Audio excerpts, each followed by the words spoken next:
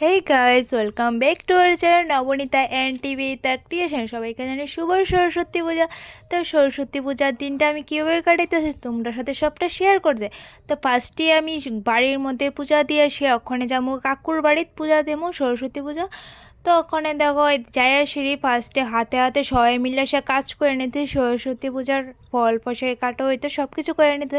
তো ভাইদের খুব আনন্দে নাচতেছে। তো ভাইয়ের আজকে স্পেশাল একটা দিন ভাইয়ের লিগা।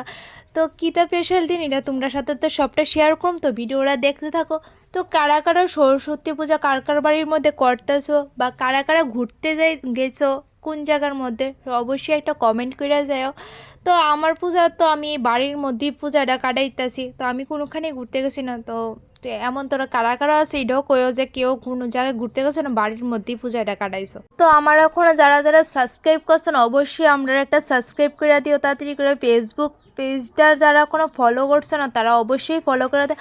আর সবাই একটা ভুল করতেছে যে আমার ফেসবুক পেজটার মধ্যে কেউ কমেন্ট করতেছে না আর কমেন্ট করতেছে অন্যটির মধ্যে। তো ফেসবুক পেজটার মধ্যেই কমেন্ট করে, আমরা অবশ্যই রিপ্লাই করে দেবো। তো ভালো ভালো কমেন্ট করবা, ভালো ভালো রিপ্লাই দিয়ে দেবো।